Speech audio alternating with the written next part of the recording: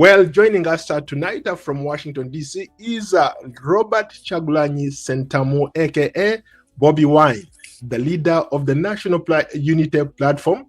He spent weeks out of public view following the election before resurfacing right here in the United States, where he is engaging policymakers and international institutions about the future of Uganda.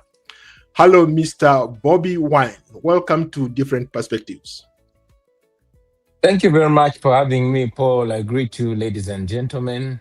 My name is Chagulanyi Sentamu Robert Mitembo, aka Bobiwine, aka Ghetto Gladiator, aka Mubanda Wakabaka Wakavi, and I'm coming to you live from Washington. I'm very glad to be here with you all in the different perspective.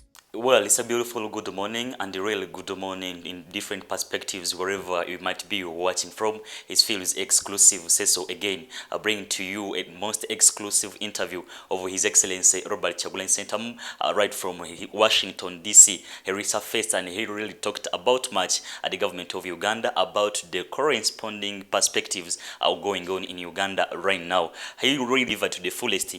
We all know that very many expectations come from those who support him and those who criticize him, and those who we call default finders. And now His Excellency Robert Chagulanyi Sentamu really delivered in accordance with what you are going to see. Like the video, share the video. I'm sure many of you missed to watch it in the live time when it was uploaded, but I've brought it to you. You are going to watch today exclusively. We're going to watch or listen to what he said, His Excellency Robert Chagulanyi Sentamu. I'm sure the message is right clear. Remember, when he's given the mic, you just have to watch and listen what he delivers. He spoke for like an hour, a full hour, His Excellency Robert Chagulanyi Sentamu, but mostly I can tell you he criticized the government. And remember, it's only days remaining for the incumbent president to soar again so that he can be the fully president of Uganda for the 2026 term.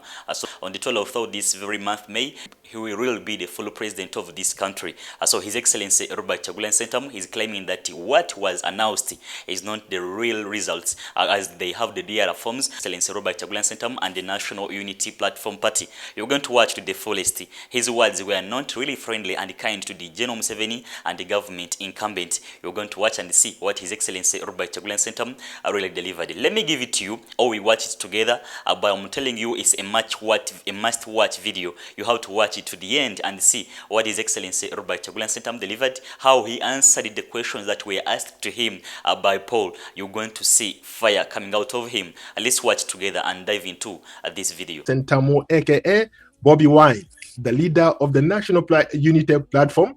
He spent weeks out of public view following the election before resurfacing right here in the United States, where he is engaging policymakers and international institutions about the future of Uganda. Hello, Mr. Bobiwine. Welcome to Different Perspectives. Thank you very much for having me, Paul. I greet you, ladies and gentlemen. My name is Chagulanyi Sentamu Robert Mitembo, aka Bobiwine, aka Ghetto Gladiator, aka Mubanda Wakabaka Wakavi, and I'm coming to you live from Washington. I'm very glad to be here with you all in the different perspective. Well, it's a pleasure to finally talk to you, Mr. President. Let me first of all give you an opportunity to greet your supporters. Tell them why you are right here in the United States. What are you doing here, Mr. Bobiwine? Thank you. I greet you, friends. I wish I could use all languages. Nimbaramucha bana tubalamusako mwena banange mbalamusizako baganda bange mwena nembebaza emirimu gye mutuusako engalo. I greet you, brothers and sisters, from Uganda, from East Africa, from Africa, and from the world, but most importantly, from Uganda. Paul, the last time I was with you, we were with the great boy from Kabari, Shaka Sali, who we don't have anymore. May his gentle soul rest in eternal peace. We've lost so many people. We've lost Edith Katende Mufumbiro, our lovely sister, was an anchor not only to her husband, Alex Wise Mufumbiro, our deputy spokesperson, but to all of us, the friends of their family. Unfortunately, wasn't able to even lay her to nurse her. She was sick on a sick bed, let alone lay her to rest. But we pray for him. As we speak right now, we just lost one of our fathers, the father of our brother Mbogo William Nyanzi, aka General Sensor, aka Mbogo. We pray for My you. condolences. We stand with you, brother Mbogo. I mean, all this is owing to the misrule and the sick healthcare system itself. By the time of having this conversation, I've been reading this book. This is a book called The Day Museveni Goes, Reflections, Questions, Fears, and Hope. But the author of this book was shot dead last week in Kawanda by gunmen, the same guys that killed Chirumira, the same guys that killed Kawese, the same guys that tried to kill Katumba Amala, same guys, regime guys. Yeah, tough times. I'm speaking to you from Washington, not because I want to be here, but because I ran away from my motherland to save my life as I was being pursued by the Ugandan military and the entire security, all Uganda security under the orders of General Museveni's son, Mozi, who is also chief of our defense forces. So many people have been killed, abducted, tortured, and incarcerated in that line. As we speak right now, our sister Fauzia Natabi, who we fondly call Mama Cheyune, the wife to my personal political assistant, just returned from jail. She was abducted and was missing for 37 days. Grave things were done to her, like all women. As we speak right now, our sister, who we fondly call Blue Tick, is still missing. She was picked from the vigil of our sister Edith Katende Mfumbiro, and up to now she's missing. Nevertheless, we are still hopeful, we are still strong, we refuse to give up. We say that we are going to fight and get our freedom or die trying to get our freedom. We are speaking on the backdrop of another rigged election, another joke of an election, where, as you know, the military took over and all manner of atrocities were committed against the people of Uganda, live on camera. But we are here. We are here because we continue to empower our people, to charge them, to mobilize them. When I left Uganda, I made it to the US. Of course, you all remember we had an election on the 15th, but as soon as I cast my vote with my wife and returned home, we were surrounded by the military and then following they raided, but I made it out of home without their knowledge. Of course, they continued searching for me to no avail until on the 23rd when they raided my home, tortured my wife and family, stripped them naked and humiliated them. Of course, Mohozi was to later tweet her picture subjugated in her own house and made to sit down. But all that are signs of weakness, not strength on their part. Nevertheless, we are here. I could go on and on and on and that. It's a sad intro. But one thing that I always conclude with is that we are going to win. One day everything is going to be all right. One day all this is going to be history. Just like we are talking about Stalin, but he's gone. And, Italy is free, Europe is free. We are talking about the days of Idi Amin, but Idi Amin is long gone. And all those that he was using to torture our people, to humiliate our people are nowhere to be seen. So in the same way, everything is on our side. Every factor is on our side, and we're going to be free. I'm glad to be here, Paul. Thank you for having me. And I pray that we have good conversations here. Terrific. Thank you so much for giving us that background. Now, let's get into the real deal here. Yeah. Obviously, you experienced some of these things that you talked about, and I don't wish anybody to experience what you went through. Just from the look of things, both on the ground, from abroad, the official results that were announced by the Electoral Commission put President Yoweri Museveni at 71.6% of the vote, and they put you at 24.7%. You argue that the reality is further from the truth. Why? Well, in Uganda, official means fake. Official means fraudulent. I cannot hear you. Really? I think it's your mic. On my end, everything looks good. I think. Hello, Bobiwine. Can you hear me? Can you hear me, Bobiwine? Hello? Bobiwine? Can you hear me? Can you hear me? Yeah, Okay. Unfortunately, I cannot hear you, Paul. Are you sure? I don't know why it keeps muting. I can only hear you when I call you Okay. on phone, but I cannot hear you now. You can't hear me. I think something is okay. Oh. Let's do this. Let's do this. Talk in the phone. Okay, I can hear you now. Can you hear me? Yeah, now I can only hear your voice on the phone. Okay, let's try something different here. Sure. Okay, can you hear me?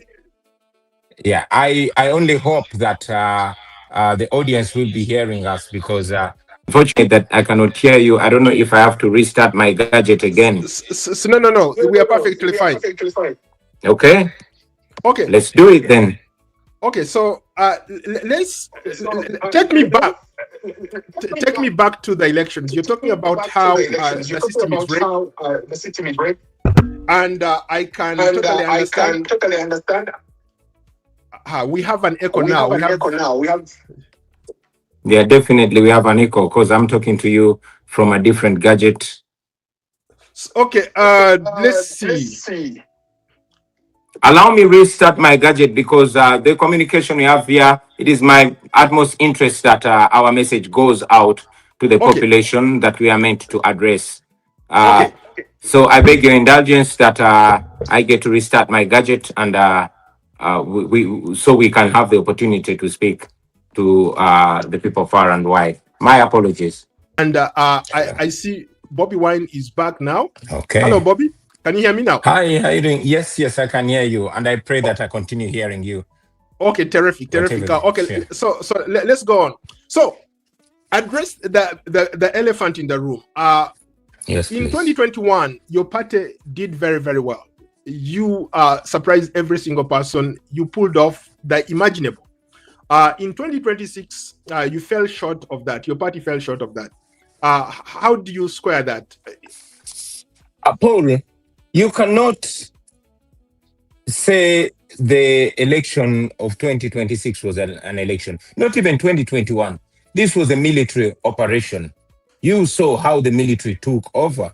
You saw how even where our candidates won at every polling station, but the one that came third or even fourth was announced winner simply because they were NRM. I'll give you cases of Nakawa, where Alex Wise from Mufumbiro won almost every polling station, cases of Kampala Central. It can go on and on and on. So this was not an election to write home about. You know, Mr. Byabakama declared results that were non-existent. The whole idea was this. I mean, up to now, there are demands of the Electoral Commission in Uganda to upload the declaration of result forms, the DR forms, on the internet, but they have not, because they know that the results were just cooked up. They were not genuine. Therefore, I mean, whatever they announced was not anything realistic or anything to relate with what happened on the ground. Mr. Bobiwine, in fairness to the Electoral Commission, I reached out to the spokesperson of the Electoral Commission, and he declined to comment, but he said that the Electoral Commission only deals with matters leading up to the elections. Anything after the election has to be handled within the quota system. How come, if there are those discrepancies, you and your team or your party members did not choose to go to the courts, but rather instead you chose to boycott the court system? What courts are you talking about? A court that is presided over by a Chief Justice who was sworn in at Museveni's private farm? Is that the court that you're talking about? The justice system, the judicial system in Uganda is a shadow of itself. It is a joke.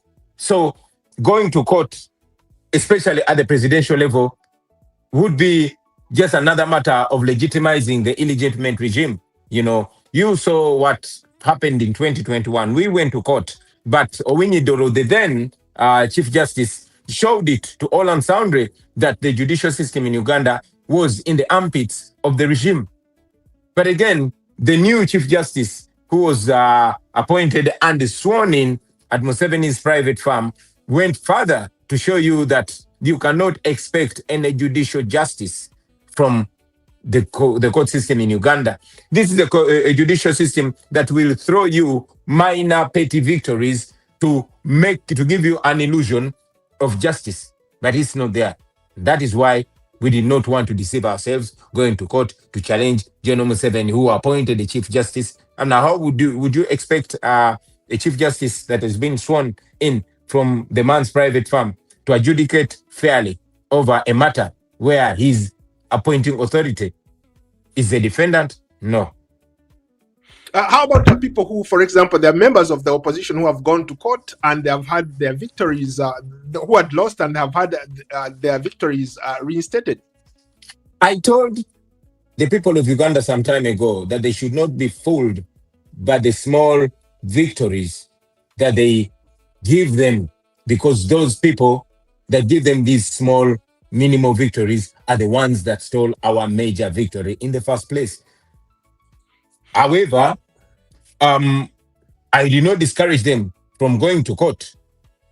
Why? Because winning the case is not the main agenda, but sometimes exposing the regime, exposing all these institutions of state as completely captured, sometimes is the agenda. We went into the election of 2021 and also of 2026, not because we expected to be announced, but because we wanted to make it clear to all and sundry that this is a completely rigged system. Bobiwine, you are a hugely popular guy in Uganda. Young people love you. I've seen you move around across Africa. People talk about you. They say how you could be the future leader of that country. What makes you tick? Am I tick? What makes you stand out? What makes you stand out as a young opposition leader? Paul, first of all, I'm not young. I wouldn't count a guy who's 44 a young person. But again, I don't want to be the marking scheme. I don't want to make this about myself.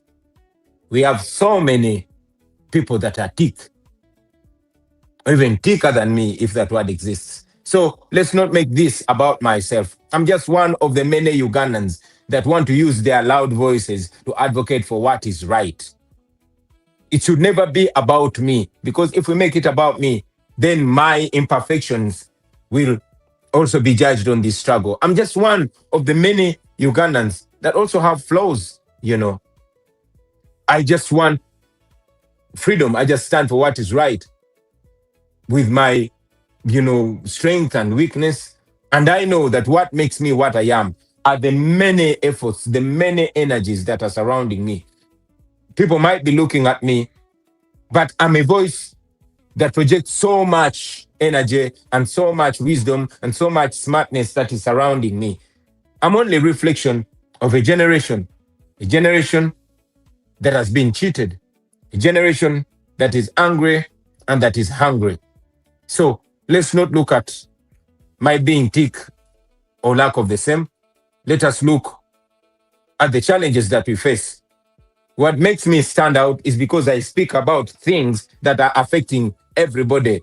Journalists like you, common artists like myself, barbers like Eddie Mutwe, who's in prison, common hawkers like Olivia Lutaya, who is now the most popular female political prisoner, people like Machete, who's a border rider. I'm just a reflection of so many people. What maybe makes me what you call popular is the fact that there are so many people that are like me, that share the same pain and the same dream and hope. Bobby, when I posted this advert that you're going to be on this platform, I got a lot of calls. I got a lot of interesting comments. Some of them are from your fans. Some of your fans said that they lack direction. They wonder if you are going to go back to Uganda. They wonder if you are still their leader. How would you respond to those people? Whether I'm going to go back to Uganda, I'm definitely going to go back to Uganda. I'm Ugandan, Paul. Okay? I'm going to go back to my country because that's where I belong. I've said it before, and I say it again that I will never be British or Chinese or American. I'm Ugandan, I'm African. I am out of Uganda because I'm advancing the struggle on another front and to ensure that I live some more. Running away from my country was, in many ways, a postponement of my execution. As you know, my life was being sought after by a murderous guy that has killed so many of my friends, that killed 23 of my comrades by his hand, and was praying that I'm the 24th dead body at his hand. Unfortunately, he did not get what he hoped to get. So I'm out of the country so I can continue speaking and giving direction and, you know, touching various buttons, well knowing that dictatorships like the one in Uganda, just like it was in the days of Amin, are largely kept in place by international powers like the United States of America, that has for so many decades been giving Museveni up to $1 billion every year, which money is used to oppress the people of Uganda. I am here, like I will be going everywhere, to call them out and to ensure that we do everything possible by any moral means to stop the Western world from funding our oppression. And yes, somebody might ask, like many regime apologists, I saw them claiming that I'm not Pan-African because when I escaped from death in Uganda, I did not run to an African country, but instead ran to America, which is branded colonialists and imperialists. I answered to them, like I want to reiterate my answer right here, that, you know, in yesteryears, when our fathers and grandfathers were fighting for freedom, they would just cross the border. In the days of Idi Amin, they would cross to Tanzania and they would be safe. They'd cross to Kenya and would be safe. But lately, the dictatorship in Uganda has been, you know, exported to various places. That's why abductions are rampant in Kenya and Tanzania and other countries. Dr. Kiza Besigye, the opposition icon and inspiration to so many of the people in my generation, who was the opposition leader before myself, was abducted from Kenya by Ugandan forces, driven across the border in a car boot, you know, at the watch of Kenyan security. And now he was charged in a kangaroo military court. Many people, you saw what happened to Boniface Mwangi in Tanzania, saw what happened to our sister Agatha Tuhere, and many, many others. So countries around East Africa were no longer safe for us. And yes, you could not go there and demand that the East African community or the African Union prevails, as you know that many of them have been reduced to clubs of presidents. And because I also know that Museveni gets his bloodline, his energy, his survival from these countries that profess to be democracies, then it was necessary to bring it to them and tell them to stop sponsoring our oppression, to stand by the values that they profess: democracy, the rule of law, and human rights. And we are, you know, confident that when we push and push and push harder, at least democracies might have their flaws, but they have a conscience. You remember that Nelson Mandela was branded a terrorist by the Margaret Thatcher administration. It is even after his presidency almost ended that he was removed from a terrorist list in the United States. So the apartheid regime, which was white, was actually supported by America until it was thoroughly exposed. And when America took its hand off the apartheid regime, it came down crumbling like a pack of cards. So we are confident that if the Western world stops sponsoring the Ugandan dictatorship, it will be game over. But Bobby, to your point, there are a lot of people who said that maybe from a strategical point of view, that's not a greater place to be in. Yes, I know where you're coming from. You're trying to use every means at your disposal to create some kind of awareness about what's happening in Uganda. But there are those people who argue that trying to ask the Western nations to put sanctions They are not just affecting the regime, they're affecting the ordinary people. They're affecting people with HIV and AIDS, tuberculosis. They're affecting kids who depend on some of, of the schools that have been built by this donor money. And the fact that you keep pushing this, some people have criticized you to say that maybe you are not patriotic enough. How would you respond to Well, Paul, there will always be those people. Like I told you, there are those that criticize me from running away from death. They claim I should have been a martyr, you know. But I know he who fights and runs away lives to fight another day. There are those that will criticize everything that I do. But I invite those armchair analysts and critics to fold their sleeves and get into the arena.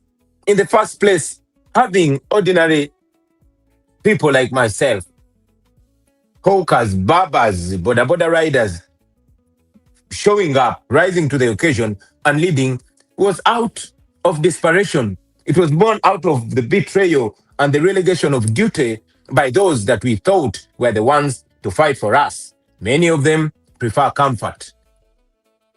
So there will always be people like that. But also to answer your question even more clearly, our demand is not complete cutting off of life-saving aid.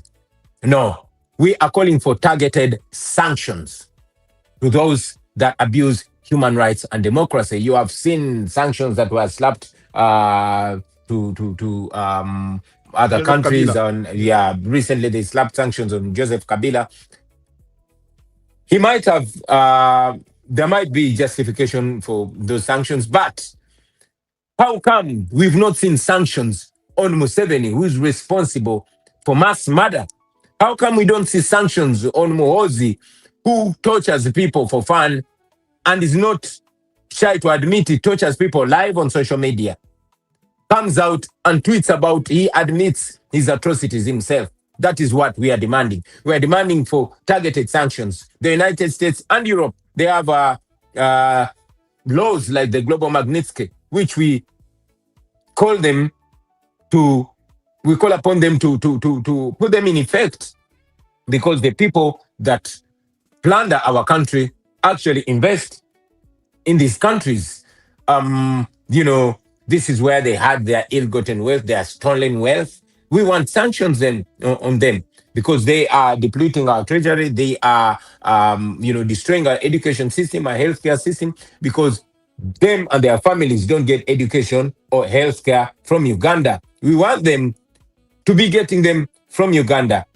And talking about, things like HIV/AIDS, as a journalist, I'm sure that you have seen in the past about the Global Fund and Gavi Fund scandal. The same money meant for our people that are vulnerable, those with HIV/AIDS and others, stolen by the powerful and mighty. So even the aid that is given to help our people is actually not helping our people because it is being stolen by those that are in power. I wanted to go back to the point that you just made. Earlier, I talked about the issue of possible deniability, meaning that I can deny because I'm not actually, I'm using other people to say what I'm saying, right? For example, you talked about President Museveni, you talked about his son. Those people could deny because they're not physically involved in the acts that you alluded to. They could say, I was never there and have never done this. Or the person in the son of President Museveni could say, people could use AI to impersonate him to tweet some of these things. How would you respond to that? Well, they were, and he might be evil, but you'll give it to Museveni that for a long time, he has been smart. He has always had cat pals. He has always had people that he uses and later on dumps. People like Kakoza Mutale, people like Kali Kaihura, who have been sanctioned for the atrocities of Museveni. People like Erweru, who have carried out Museveni's illegal and brutal orders. He has always been smart. But for us among the Baganda, our tradition teaches us that we have a spirit called Bwanika or Emandwa ya Bwanika, which will ultimately expose you. And we are glad that that is working because his son Muhozi, who is clearly his heir apparent, does not pretend about the atrocities. He commits them and owns them up and communicates proudly about the same. So it is no longer deniable. And even Museveni's age, back in the day, when he was still agile, when his mental faculties were still uptight, he was smart enough to hide them. But every once in a while, he gets the cat out of the bag. You remember when our brothers Nicholas and Bob Njagi from Kenya were abducted and the police denied, abducting them. The military denied owning them. And they were held for weeks in incommunicado detention while every security institution denied them. But when Museveni came out and thanks to age, he said, oh yeah, these Kenyan people, they were kept in the fridge. Boom! He let the cat out of the bag. I mean, when I was abducted and tortured to near death in Arua, everybody denied it. The military denied it. They tortured me so bad, but they denied anybody, including my family, access to me until they had injected me with steroids and to reduce the swellings and to kind of hide the beatings. But months later, Museveni was to come out while he was addressing police and as he was passing them out and said, yeah, that man was beaten very properly.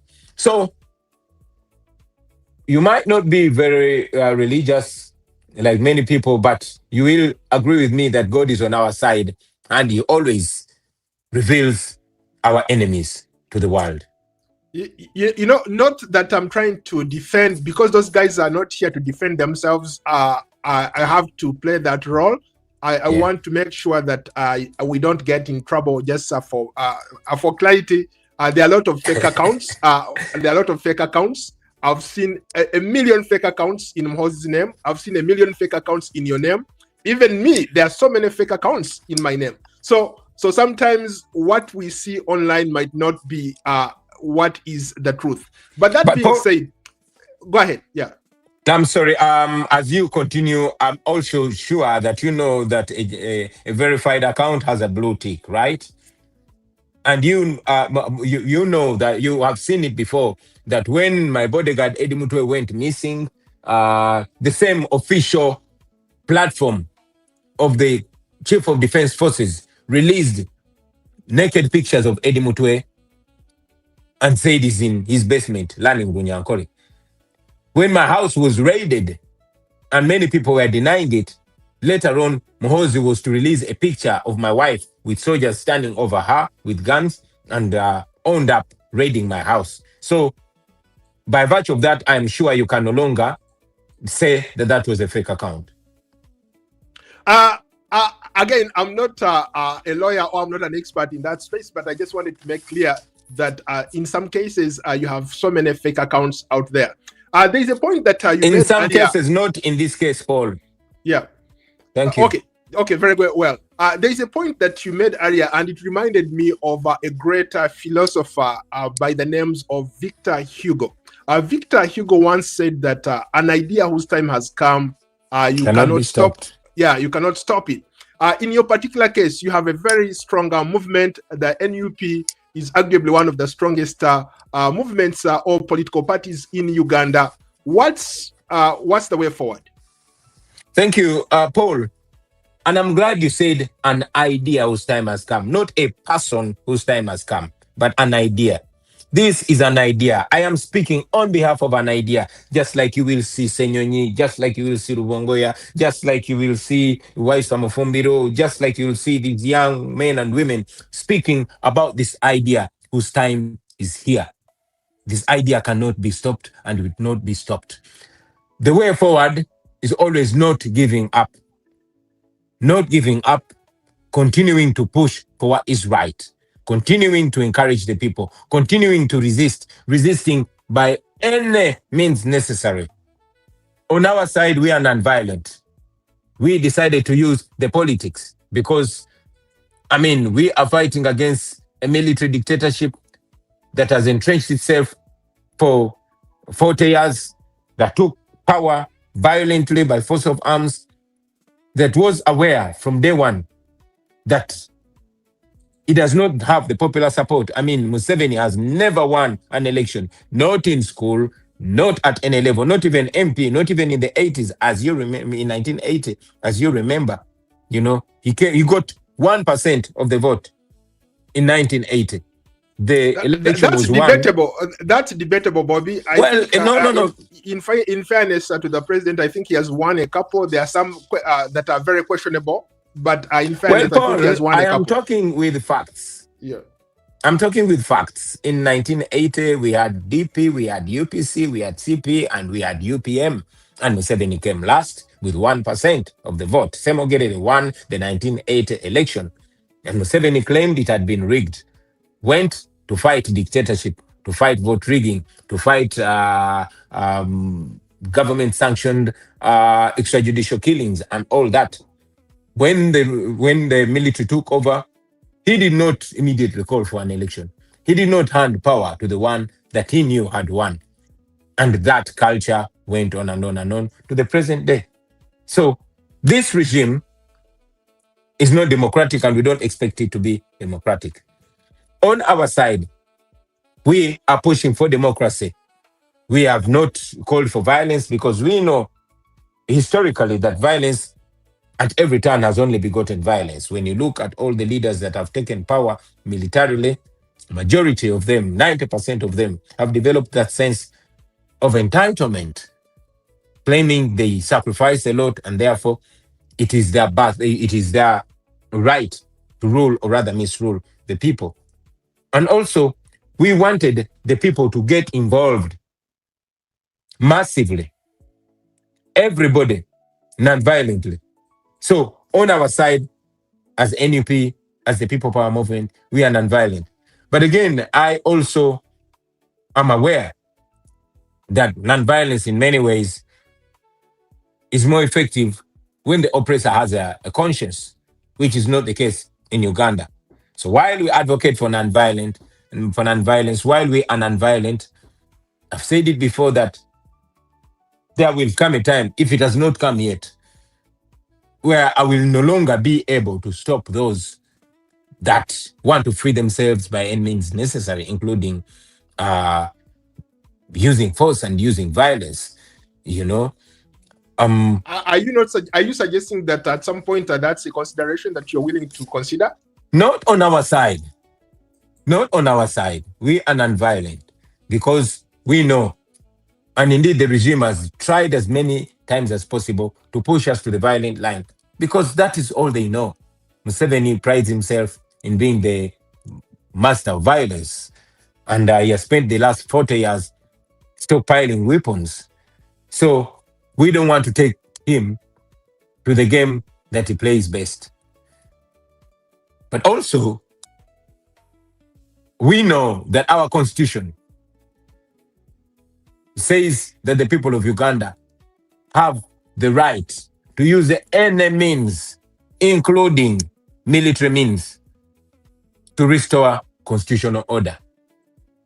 As it is now, we don't have constitutional order. But Bobby, if an NRM supporter hears what you just said, they will automatically say that this young man is up to something no good, right? They will obviously misinterpret what you just said. The Constitution provides for it, but hearing it from you, people might take matters in their own hands. Thank you. Misinterpreting. Oh, I'm sorry. Please finish. You say. Are you sure you wanna? Is that how you wanna frame it, or I'm giving you another opportunity maybe to say it in a better way? I don't need another opportunity to say the truth in a sugar-coated way. I don't care about being misinterpreted. Paul, I'm responsible for what I say. I'm not responsible for what anybody understands or what anybody interprets. And I'm glad you say the misinterpret. I mean, you've had the late Tumwine calling us terrorists. You have seen Museveni's son calling us terrorists. Does that make us terrorists? You know, you've seen the regime branding this a military. Regardless. So, the berets and the overalls, they say they're military regalias, they're military uniforms. Does that mean those are military uniforms? So we are responsible for what we say, not for what they understand or interpret or misinterpret for that matter. Let me give a shout out to a lot of people. We have, wow, this is impressive. Like 500 people watching us live. So for you who are watching us live, thank you so much. Please take a minute to like and subscribe to our channel, Different Perspectives. We are building a global brand and your support helps us amplify these voices like Bobiwine, providing a platform where both sides are heard and they are given an opportunity to explain themselves. If you value independent journalism like this, you can scan the QR code, use the links in the description below to support the Different Perspectives, or you can donate with your Visa, MasterCard, PayPal, Cash App, or Zelle. And for sure, I wanted to go back to Bobiwine. Let's talk about something that is generating a lot of interest, the sovereignty bill. There's been a lot of controversy. People are saying that this proposal is targeting you specifically and members of the opposition, plus us, people in the diaspora. I want to get your thoughts on that, Mr. Kyagulanyi. Well, while a law might seem or might be targeting one person at a particular time, believe me, eventually it will target or even affect many others. One writer said when they came for the Jews, I kept quiet because I was not a Jew. They came for the blacks, I was quiet because I was not black. But when they finally came for me, there was nobody to speak for me because everybody had been taken. The same way, you remember the POMA, the Public Order Management Act, when it was still a bill, it was presented by Amama Mbabazi. It was targeting Dr. Kiza Besigye. And everybody else thought, oh, it was all right, until it eventually clamped down on the framer himself. So the same way, I'm very glad that it generated a lot of traction. But one important thing that this so-called sovereignty bill revealed, it revealed that actually these voices that are supposed to be moral voices have always been there, and they see what happens. The religious leaders, civil society, the academia, traditional leaders, name them. They have always been watching as people are abducted and they're silent. Many of them, of course, I salute those that have always spoken out. We have these moral leaders, religious leaders, traditional leaders, and people in the academia and civil society that have spoken up. But many of them have been silent because it did not affect them. They forgot that what affects one directly affects others and all indirectly. They had always been quiet until a law that touches their money came. And suddenly they're like, oh, our church won't be able to receive money from abroad. Our institution is not going to be able to receive money from abroad. Maybe it had to take a law or a bill like that to shake them out of their slumber and remind them that they are Ugandans and they're equally affected, by these immoral and unjust laws. I'm glad that they spoke out, and I salute them. I salute the religious leaders. I salute the traditional leaders. I'm very proud that even our own Waka Waka wa Buganda came and spoke out against this law, because it was not going to affect only the NUP. Believe me, it would affect everybody else. But it's my hope and prayer that they always speak out on other matters like the women that are being abducted. They come to your house, they come to somebody's house, they abduct somebody's wife in full view of cameras. They keep her in a military barracks for more than a month Whatever is happening to her, you saw what they did to our deputy president, Northern Uganda, Dr. Lina Zedriga, what they did to our deputy president, Western Uganda, Mama Jolie Tukamshaba. You saw how the military and police went to the house of Honorable Mwanga Chivumbi and shot into his house, killed 10 people. And now he's the one being charged for terrorism. You saw how Natabi was abducted and kept for 37 days. And when she was brought back, her contraception had been removed from the military barracks. This is supposed to infuriate all these voices of reason. Sadly, silence. So it is my hope and prayer that just like the voices came out on this law that affects their money, that they come out on other situations that affect the people that trust them as moral voices. We have just had a rigged election where the main challenger was just to be killed. Okay? And you didn't get a voice to that. But instead, you're seeing the would-be moral voices parading themselves and falling over themselves to appease the dictator so they can get brown envelopes and get cars. Dr. Martin Luther King, in his letter from Birmingham prison, said in the 60s that these were some of the things that were discouraging young people from drawing closer to church. Now, the way that our leaders, our moral leaders, are conducting themselves is not in any way benefiting our faiths, our churches, and our religions. So, just like, when they came out recently, which was an amazing thing, it showed the population and the world that they actually have a voice and that they can actually speak out. So, they have a challenge to show us that we should fear God more than we fear guns, and that we should love the truth more than we love money, cars, and brown envelopes. Bobiwine, as you can see on the screen, I'm showing pictures. My producer just put pictures of Kampala. You have a lot of supporters in Kampala who are wondering what's happening to NUP, who are wondering where it is in terms of who is running the organization right now. From where you stand, who is in charge? Are you operating from out here? Who is in charge, and who should people look up to while you are out here in Uganda? Rather, those in the United States. Peter, sorry, Paul, those are not my supporters. Those are supporters of the truth. Those are supporters of change. Those are pained Ugandans. Those are tired Ugandans that want change. When Dr. Kizza Besigye was the opposition leader, they supported him, not because they loved the individual, but because they loved what he represented. The same way, people support us because of what we represent. I've said it many times that we should always look at one another, guide one another, and move forward together.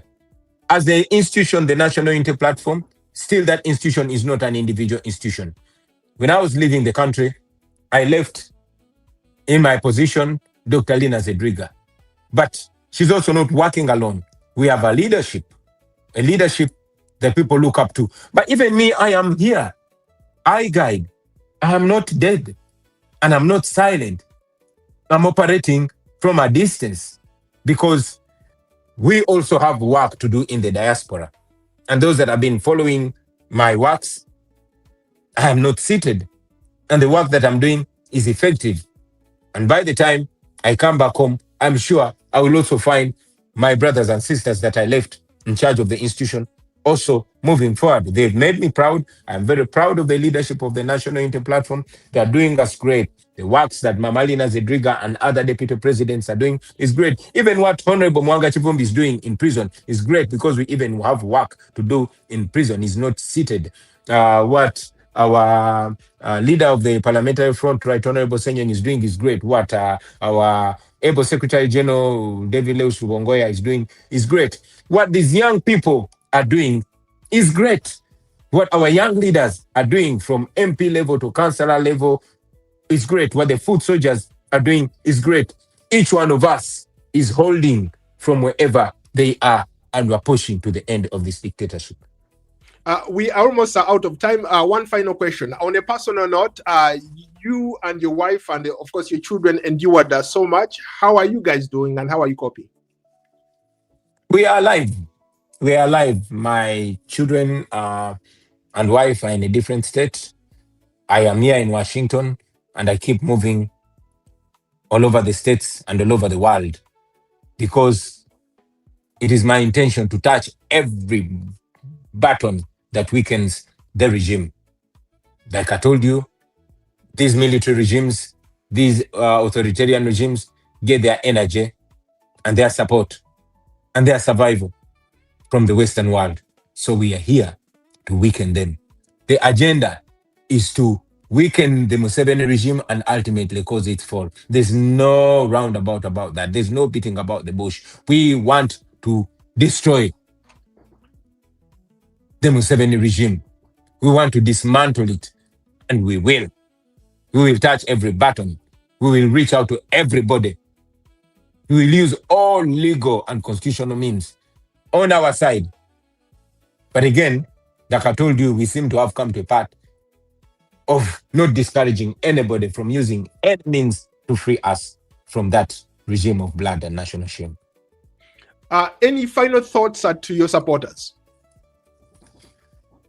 The thoughts are not to my supporters. Don't support me. Support what is right. Don't look at me. Put a mirror and look at yourself. If you can't look at yourself, look at your children. Look at the oppressed people around you. This is not about me. And I don't want people to support me, but to support the truth. Because by supporting the truth, you are supporting yourself. This is not about me as an individual. It's about all of us. We must free ourselves as all of us. So to all of you there, don't give up. Change is in sight. Freedom is in sight. We are going to be free. We are going to dismantle this regime. We are going to get our freedom. We are going to enjoy our country. Museveni is going to go. I say it many times that all factors show it. The law is on our side. Because if the law was respected, Museveni would not be in charge of our country. The law is on our side. That is why none of us has ever been convicted, even when we are arrested numerous times. The political prisoners are being pushed to concede and accept the crimes they did not commit because they can't find any justification of convicting them. So the law is on our side. Time is on our side. Paul, time is on our side.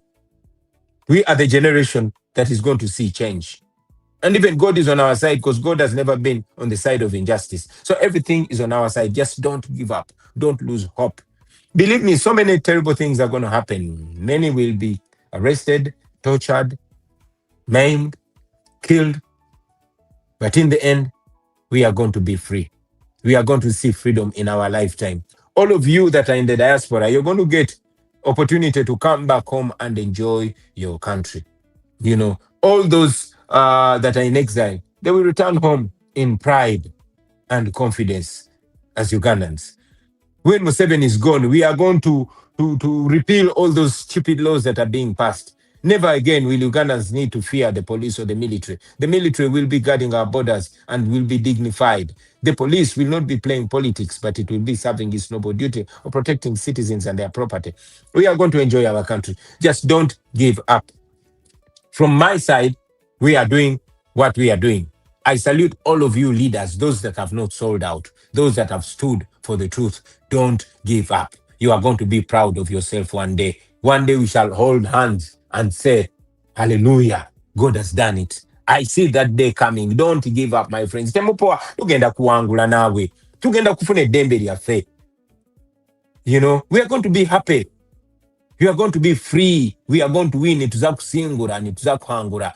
You know, tuli abasinguzi. So don't fear. Don't give up. Keep the hope alive. If you see a comrade that is about to give up, energize them. Show them around. Show them that history shows us that oppressed people have not been oppressed forever. So encourage each other. And don't look at one person. Don't look at an individual. I am leading you, but also be a leader. I've said it ever since I showed up, that I want everybody to be a Kyagulanyi. God keeps me around, maybe to keep reiterating these things. I could have died in Arua. I did not. I could have died in Luka. I did not. They searched for me for 2 months. God covered me. When the entire military is looking for me, they didn't find me. That was not my power or wisdom. No, that was the power of God. So there's a reason why we are still alive. Why? Because God has shown it to us that we should, and indeed we will, see freedom in our lifetime. The goal is a new Uganda. Finally, I am going to come back to Uganda. I've refused to say I'm in exile, even though technically I am, but I refuse to say that. I've told my people that I am on a move, I'm on a mission, and the final destination is going to be Kampala, Uganda. Well, thank you very much, Paul, for having me. What a pleasure to have you. It's been a fascinating discussion. Stick around for a minute. I want to again to reiterate what I said earlier. I said I reached out to the NRM and the Electoral Commissioner for a possible comment or rebuttal. I did not hear back from them. This platform is still open for you. If you want to reach out, feel free to reach out. I'm extending an invitation to you. To my guest, Bobiwine, what a terrific gentleman you are. Thank you. Thank you so much for being here and for doing this with us today. Thank you very much.